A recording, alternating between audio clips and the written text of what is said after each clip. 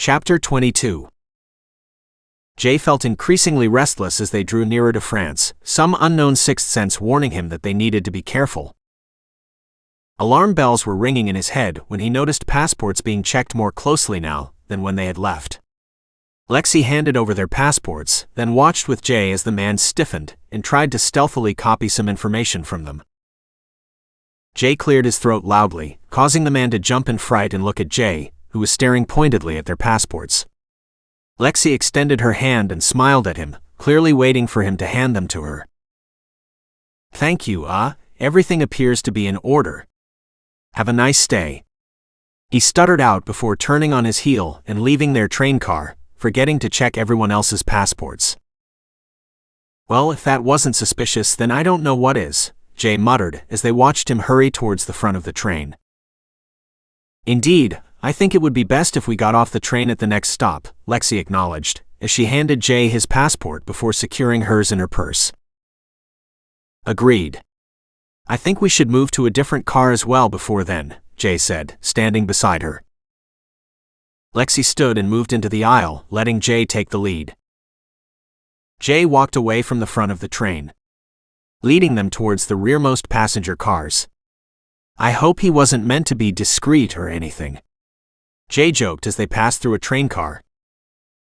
Lexie snorted softly behind him. "If he was, then he failed miserably," she joked, causing Jay to chuckle in return. "Let's hurry, the next stop is coming up quick." Lexie pushed him just as a voice announced their next stop over the intercom system. They made it to the last passenger car in time, joining the group of people waiting to leave, just before the train began to slow for the coming stop. They were waiting at the door with everyone when they saw a large group of people in suits and badges clustered around a train car further up. There was no doubt they had only barely missed being caught again. The doors opened, and they hung back with everyone else in their door group, doing their best to remain inconspicuous.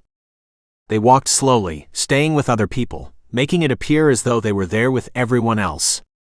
Lexie kept an eye on Jay, who kept an eye in turn on everything happening behind them.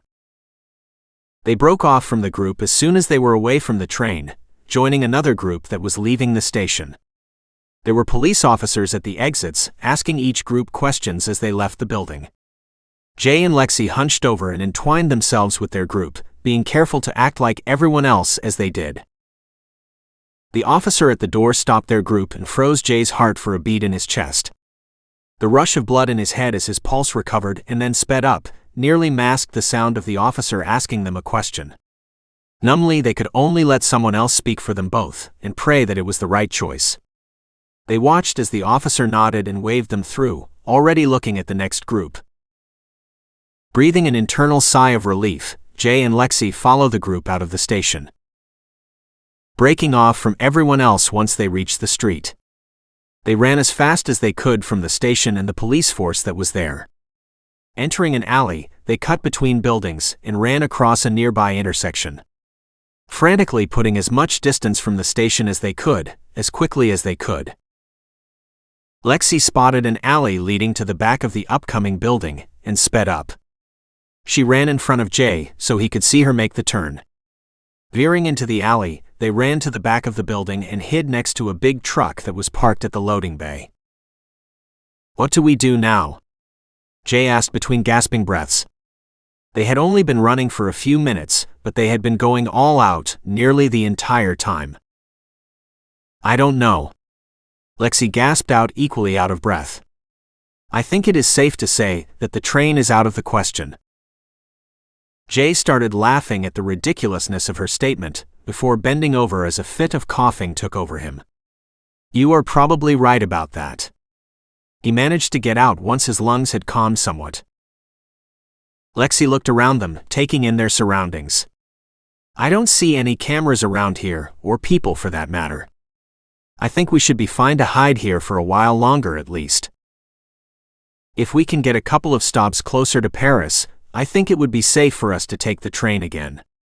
We would need to get far enough away from here, though, that we wouldn't be accidentally spotted getting on the train," Jay reasoned, already thinking of their next step as he sat on the ground. Lexie looked at him thoughtfully. We should be able to take a bus to Paris. We could switch also to the train at one of the transfer points. That should get us far enough away that we don't need to be worried about being spotted by the same group of people as here, in any case. Do you think we should contact Betty? Jay asked after a moment's thought, remembering that they still had her crumpled-up card in Lexie's purse. She sank to the ground next to him, sticking her feet out as she leaned back on her elbows. I don't think so. Maybe when we are closer to Paris or Versailles we should, but she could be working with the group that was on the train. Do you really think that is likely? The doubt was clear in his voice as he questioned her. No, I don't. Whoever that was at the station had the police with them. Which means they are clearly with the French, and that is Pierre, not Betty. Lexie sighed as she sat up and brushed the dirt off her elbows. We don't know who she is working for, though. They could be just as bad for us to get involved with. Considering she is armed as well, that is almost certainly true. Jay conceded, using the wheel of the truck to help him stand.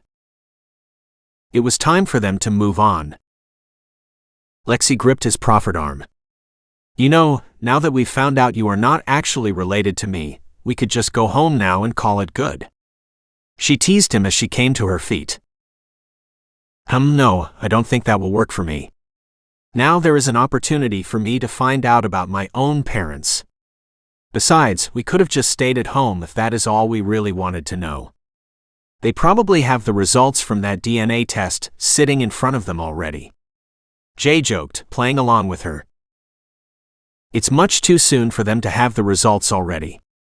What are you going to do if we are able to find your real family? Your parents could still be alive. You could even have siblings. She asked, suddenly serious. I'm not sure. Jay replied, taking a moment to run a hand through his hair. I've been wondering the same thing myself, and I haven't been able to come up with a decent answer. They reached the street and followed it while they searched for a bus stop that could get them where they wanted to go. Are you excited at least? Lexie wondered tentatively. Mostly. At this point in my life though, they are nothing more than sperm donors. I don't know them, whereas I grew up with a loving family. Expecting something to pop up just because we are related seems a little far-fetched to me. There isn't a bond there. Jay tried to explain the complicated emotions running through him. You're wrong. Lexie snapped. She pulled him down and glared into his eyes. There may be no connection for you because you were too young and didn't even know about them until last week. For them though, they have known about you for 20 years. Your mother carried you in her womb for 9 months. To them, there is a connection. To them, you are a real member of their family. They deserve to know that you are alive. Lexie pushed away from him angrily and continued walking. What she had said was true, Jay thought, reflecting on her outburst. He was the problem, not them. If they discovered he was alive, then they would undoubtedly want to meet him. That is all there was to it. If anything came of it, then he would deal with it as it came. They stopped at a bus stop and waited for it to arrive. How did we start talking about this, anyway? Jay asked, puzzled. Lexie looked at him like he was an idiot. We were talking about contacting Betty, and then I joked that we could just go home now, where it is safe. Now he remembered. Right, we decided that it would probably be a bad idea to contact her. Lexie made a noise in agreement. I'm thinking that we may want the backup for when we undoubtedly run into Pierre again, Jay said, reversing his earlier opinion, stepping back from the curb as a bus stopped in front of them with a rush of air. So you think we should contact her after all then? Lexie questioned, wanting to know what he was thinking. He nodded. Yes, but not yet. I think we should wait until we are closer to Versailles. If Pierre is going to find us again, I think it'll be once we have entered the bank and are around all those cameras and people finding out who we are. Jay explained. If you are right, then that would be when we could most use her help, she agreed, taking the seat next to him. I'm worried about the police though. he muttered while looking out the window of the bus. You mean because of what happened at the train station, right? Lexie continued before he could respond.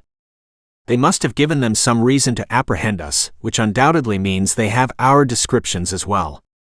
She added, following his train of thought. Yeah, while I think we should be able to avoid attention for now, unless we go directly to a station. I would like to know what they said we did. Jay finished her thought with a sarcastic twist of his lips. Thankfully, they don't seem interested in drawing attention to their activities and us in turn. So we shouldn't need to worry about an undue amount of attention, Lexie stated, understanding what he wasn't saying. They switched buses and then cautiously waited by the train station, watching the people wandering the platform. Seeing no one suspicious, they went with what had worked for them before, joining with a group of people. The train ride went quickly with no one obviously out of place. Do you think we'll arrive in time to actually visit the bank before it closes today? Jay asked as they switched trains to Versailles. Well, I think we'll have less time than before, but it is still early enough that it shouldn't be a problem, Lexie replied, looking at the clock mounted at the front of the train car. They arrived at Versailles, departing at an earlier station than the last time, staying in the middle of everyone leaving and hunching over to stay out of sight. They left the station behind them without a problem, and without encountering any police this time. A block away from the train station, they found a payphone that was slightly out of the way, and with no one nearby. Lexie pulled the crumpled card from her purse. Do you want to talk to her, or should I? She entreated, her displeasure at the idea of talking to Betty plain. I'll do it. Jay sighed, pulling some loose change from his pocket as he spoke. Holding out his hand, he flattened and smoothed the card so they could read the number printed on it. Dialing quickly, he handed the card back to Lexie and waited as the phone rang. Hello? A female voice asked over the phone in English. Betty. Jay asked back, accidentally using the name they had given her themselves. Betty. Who is that? There was a pause before the voice continued. Jay, is that you? Yeah, it's me. Sorry, you never gave us a name when we spoke before. We had to call you something. So, you decided Betty was appropriate. Do I look like a Betty to you? That is an old lady's name. I am not an old lady. The mock outrage in her voice calming his nerves somewhat. Then give us something else to call you by, or we will continue to think of you as an old lady. Jay replied, amused at the face Lexie was making at their conversation.